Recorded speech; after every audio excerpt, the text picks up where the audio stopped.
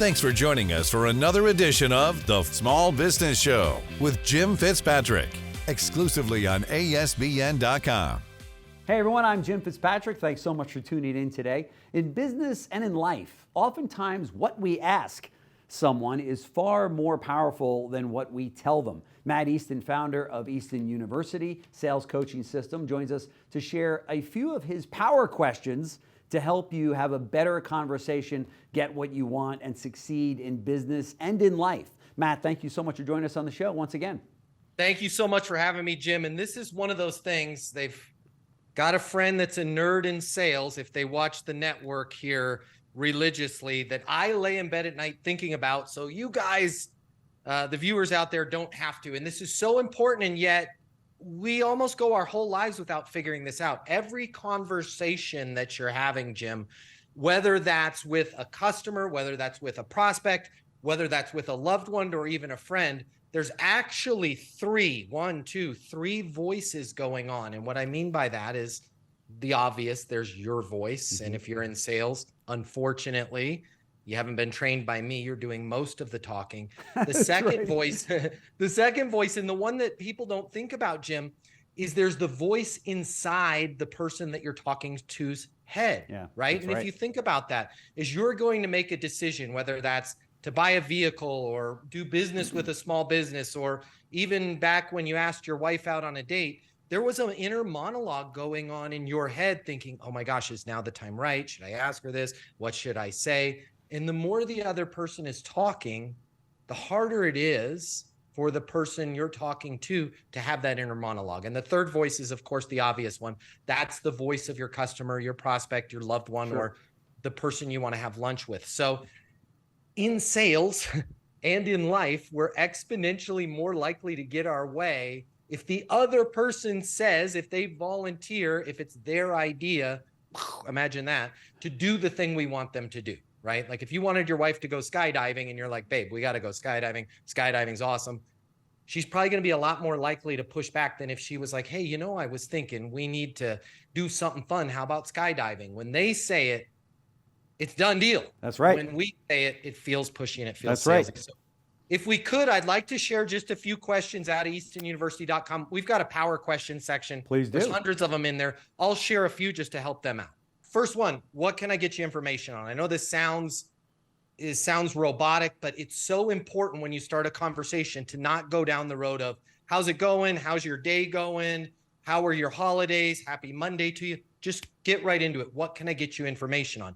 That's going to prime their inner monologue to what? Start thinking about what they want information on. Hey, we wanted to know about this. We're thinking about planning our event on these particular days. It's our wedding. Now you're right down to business and you're driving the conversation forward, okay?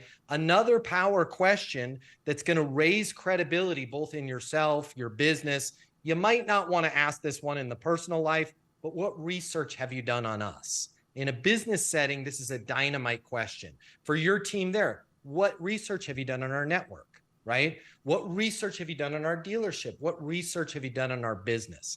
And you're not trying to find out if the person did research, you're assumptively assuming that everybody does research, and it's giving them an opportunity to tell you where they're at in the buying process. I know everything about you guys. I want to plan my event there. I saw the vehicle I want to purchase at your dealer, whatever the situation is. My friends on your network all the time, I want to buy some advertising. What research have you done on us? Gets us there. Here's another one.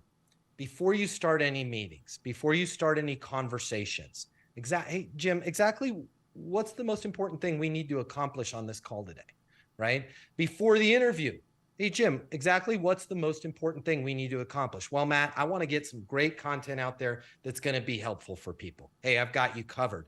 When you start that conversation off with exactly what's the most important thing we need to accomplish, it allows that other person to do what? Tell you. That's right. And then you're right where you need to go. Far too often, both in our personal life and in our sales career, we're yip-yapping, Jim, 10, 15, 20 minutes. And that other person, their inner monologue is going, I just want to ask them this one question, and then I'm ready to go. By the time we get done talking, they forget what they were going to ask. Then they go, well, I just needed to think about it. Happens all the time. Yeah. Here's another one. what's your biggest reason for blank? What's your biggest reason for needing event space? Right. What's your biggest reason for needing a new vehicle? That's right. What's your biggest reason for needing to advertise on the network? Right. And your people, and please, I know they're out there somewhere, your people may be afraid to ask that question. What's your biggest reason for needing advertising on the network? Thinking that that person's going to go, oh, now that I think about it, I don't need to advertise. I took an Ambien and was sleeping, right? They're not going to say that. Hey, you guys hit the exact demographic of the viewers that we want to advertise to. It will open up that conversation. Right. Yeah. We're so afraid to ask that. I've got a few more if you'd like. Go right ahead.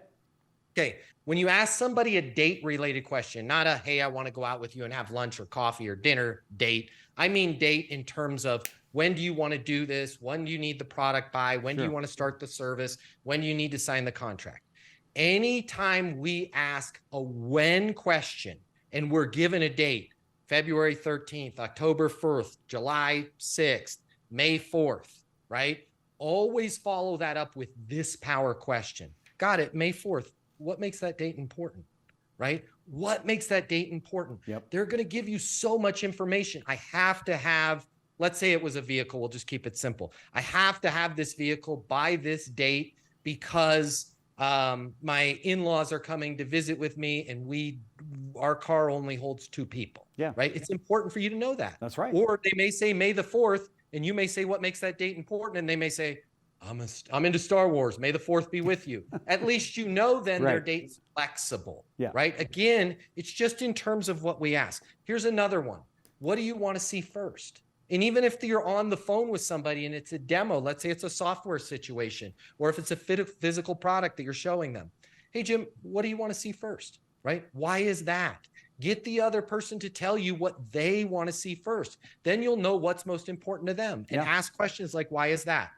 If they reject you, and I've taught them how to close a million times, I'll do it again real quick. Hey, does it make sense to blank? Right. Does it make sense to book the event space? Does it make sense to have us cater your wedding?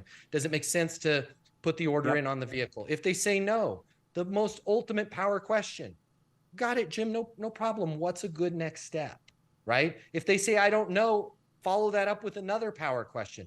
Totally understand. What's a good next step for me, right? Yeah. Point it back at yourself. Yeah. If they still are like, I don't know, they're just hesitant, right? Set a next step. Hey, Jim, I totally get it. Totally understand. Limited availability on this particular space. If we lose it, don't worry. I'll work with you we'll find the next best one. How about we do this? I'll call you tomorrow at 11 a.m. if I haven't heard from you before then. Fair enough?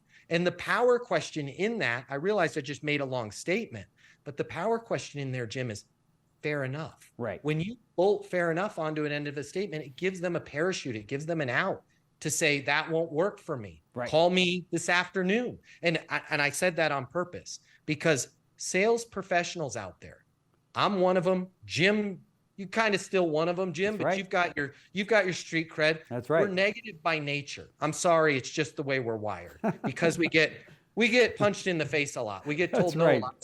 So we become pessimistic. And it's really weird that when you set a next step, I want everybody out there to be aggressive with that next step, not 2 weeks, make it tomorrow, make it this afternoon, and put a fair enough on. You're going to be shocked at how often that person will go, that doesn't work for me. And you'll go, what will? And the answer will be way better than you ever thought it was.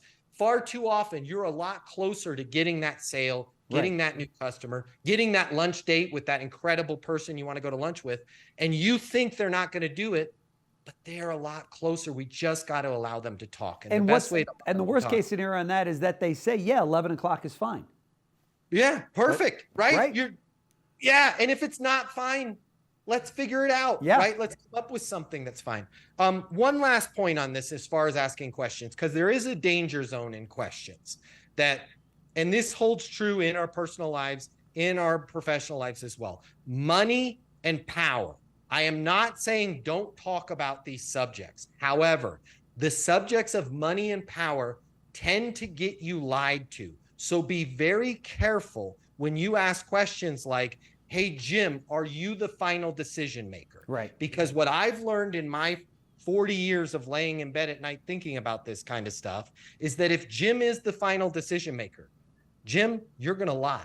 and go, oh no, my team makes those decisions, right? Now, if you're not the final decision maker, the inverse is true. Yeah. Your ego is going to be affected by that question, and you're going to go, yes, I'm the final decision maker, right? So we got to be really careful when we ask things like, can you afford this? Are you the final decision maker? I would rather you stick to what's most important to you. Does it make sense to blank? I agree. Set a next step. I agree. Yep. Just follow the process. That's right. You're putting that person in a very uncomfortable situation when you ask that person that question. I tend to think so. And my sales coaching does not involve any, I'm going to qualify Jim. Yeah. Jim, I know by looking at you that this is probably going to happen. And then also, I'm smart enough. I've been studying sales since I was 8 years old. I also know this. I don't care. I don't care what you look like. I don't care how you're dressed. I'm going to treat you with my exact same sales process. Yeah. Dignity, respect, and professionalism. I remember a long time ago when I was about 10 years old, a farmer in a store with the dirtiest overalls you'd ever see. It turns out that that individual owned half of the state of Nebraska and a helicopter to view over his crops. Right. So you just never know. You never know. Never know. Right. And by leaving your sales process, Jim, you're at least getting an at bat, right? Every baseball player goes to the batting cages. So let's say this person isn't qualified, treat them with dignity and respect, run them through the process. At the very worst, you're getting better each and every time at your skillful communication and your ability to ask power questions like this. I couldn't agree more. There's no question about it. I think that we make the mistake as salespeople to talk way more than we listen and way more than we ask good questions. And I think the old adage is, if you want better answers, then ask better questions. And this falls right in line with that. So for people that are watching, I completely underline everything that Matt just said about this topic, because as I said, we fall into that situation where we just tell, and we present our product and our service, and we're like, okay, so do you want to buy? And man, what a big mistake that is. And their answer is always the same. I need to think about it. Exactly. You're almost because ensuring we were that. talking so much, they couldn't, their inner monologue, that third voice, right? They couldn't even think about it. Yeah, an hour ago, I was ready to make a decision. Now, 100%. I don't even know what to ask, right? 100%. So, I love it. And your relationship is so great with your wife, Jim, because you guys let each other speak.